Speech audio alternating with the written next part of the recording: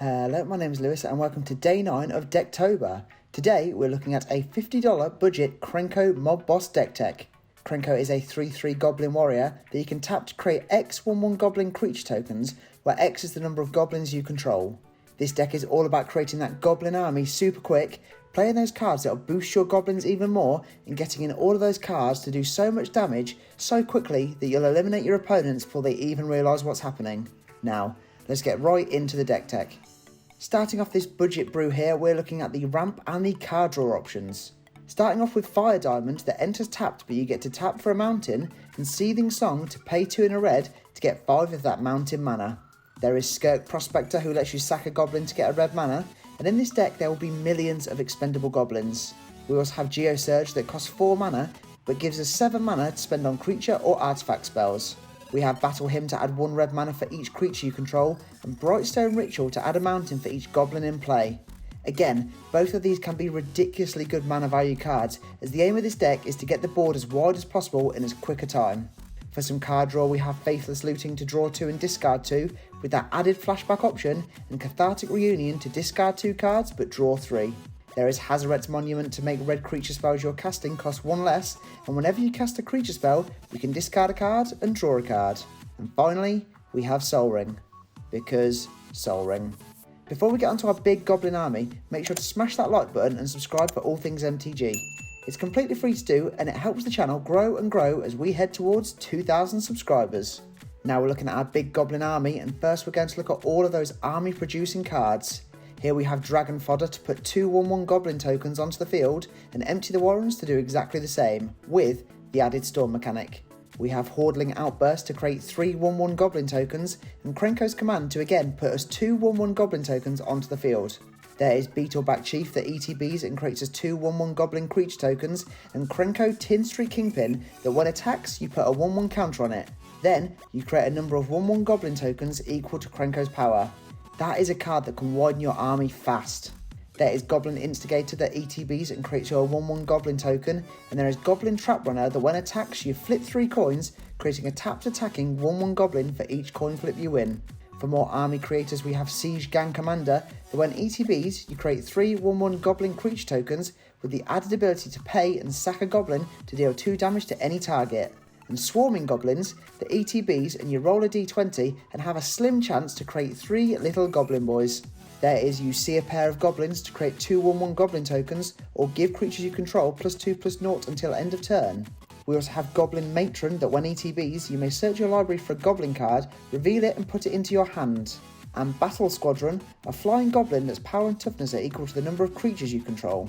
From Commander Legends we have Impulsive Pilferer that when dies creates you a treasure token, and Gem Palm Incinerator that if you cycle you may have it deal X damage to target creature, where X is the number of goblins in play. We've added in Pashalik Mons that says whenever it or another goblin you control dies, Pashalik Mons deals 1 damage to any target, with that always lovely ability to pay and sack a goblin to create 2 1/1 goblins. If you've got the spare mana, then that is just value. And Dark Dweller Oracle to pay 1 and sacrifice a creature to exile the top card of your library, and you may pay exile card this turn. There is Foundry Street Denizen that says whenever another red creature ETBs under your control, Foundry Street Denizen gets +1/+0 until end of turn, and Frenzied Goblin that when attacks you may pay a mountain, and if you do, target creature can't block this turn. Finally, we have Goblin Chirurgeon that you can pay 0 to sack a goblin to regenerate target creature. That is huge. As we've previously said, having tons of ways to get goblins onto the field with Krenko is essential, as the more goblins we control, the more Krenko will be able to tap and literally double our goblin army. Let's just hope our opponent doesn't have a copy of Massacre Worm, and just in case they do, we've got a few cards to beef up our goblin army. Now we're looking at all the goblin boosters, starting with Goblin Chieftain to give all of our goblins +1/+1 and haste, and Goblin King to give all of our other goblins +1/+1 and good old Mountain Warg. Next up is Goblin Trashmaster to give all of those other goblins +1/+1, and you have a sack outlet on the go to destroy your enemy's artifacts. And Hobgoblin Bandit Lord to again give other goblins you control +1/+1.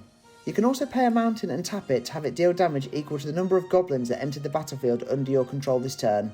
There is Goblin War Chief to give your goblins haste and cheapen their casting cost by 1, and Battlecry Goblin to pay and give goblins you control +1/+0 and haste until end of turn.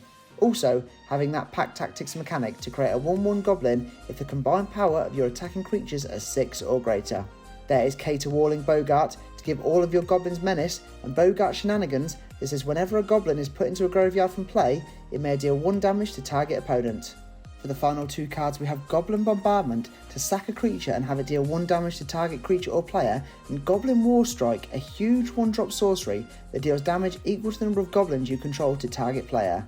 That could be an instant KO to one of your opponents if the Krenko engine is running. Before we get onto the lands, we're looking at the removal, extra damage pingers and the best of the rest. First up we've got Jandor's Saddlebags, an artifact that you can pay to untap target creature, and Puppet Strings that you can pay to tap or untap target creature. These 2 cards are essential, as the amount of value you could get from tapping Krenko to create a load of goblins to then untap with these artifacts and then tap again is huge. We've got Jaya, Venerated Fire Mage, that says if a red source you control would deal damage to a permanent or player, it deals that much damage plus 1 to that player or permanent instead. And we've got Cavalcade of Calamity that says when attacking creature you control with power 1 or less attacks, it deals 1 damage to target player or planeswalker that creature is attacking. We've added in Hellrider that says whenever a creature you control attacks, it deals 1 damage to the defending player, and Impact Tremors that says whenever a creature ETBs under your control, it deals 1 damage to each opponent. If you've got Krenko tapping and bringing out 20 goblins, that's 20 triggers to ping each opponent for 20 damage each. Huge. There is Raid Bombardment that says whenever a creature you control with power 2 or less attacks, Raid Bombardment deals 1 damage to creature or planeswalker that creature is attacking. For some big damage we have Burn at the Stake that says as an additional cost tap any number of untapped creatures you control, and it deals damage to target creature or player equal to 3 times the number of creatures tapped this way. That could be game ending for your opponents. For even more damage there is Mizian Mortars that deals 4 damage to target creature you don't control, with that overload option to deal 4 damage to each creature you don't control. And Massive Raid to deal damage to target creature or player equal to the number of creatures you control. There's Battle Mage's Bracers to give equipped creature haste, and whenever activated ability of equipped creature is activated, if it isn't a mana ability you may pay 1.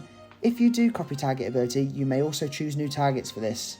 Krenko likes this. And we've got Throne of the Godpharaoh that says at the beginning of your end step, each opponent loses life equal to the number of tapped creatures you control. Again, this is perfect for a mono red aggro Krenko deck.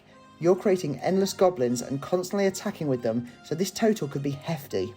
There is Valakut Exploration to exile the top card of your library when you play a land, then on your end step dealing damage to each opponent equal to the number of cards in exile.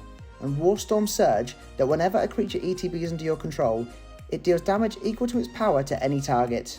There is Ignite the Future to exile the top 3 cards of your library that you can play until the end of your next turn, being able to cast them for free if casting from a graveyard. And Light Up the Stage to exile the top 2 cards of your library until the end of your next turn you may play those cards, with that cheaper Spectacle casting cost.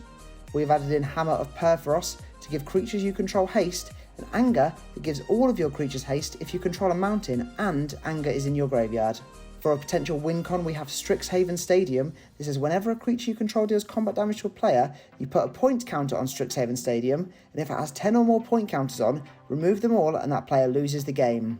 There is also Magus of the Wheel to have that classic wheeling option at our disposal.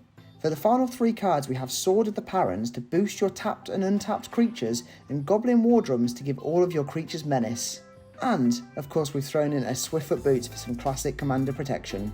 And finally, we're finishing up very quickly with all of the lands. And I mean really quickly, as this deck has a whopping 33 mountains. Whilst also adding in a Path of Ancestry to have that Goblin Scrying option, and Castle Embereth to give a little boost to all of your attacking creatures. Krenko Mob Boss is an absolute beast of a commander, one of my favourites that I've built so far in Decktober. Speaking of, make sure you check into Decktober Day 10 tomorrow, where we'll be looking at a Rakdos commander option from Innistrad Midnight Hunt. There we have it, that is the $50 budget Krenko Mob Boss deck tech. Thanks for watching, and don't forget to smash that like button and subscribe for all things MTG. Check out our link tree in the description below for all of our social media and affiliate links. For now though, I'm all tapped out, so I'll see you in the next video.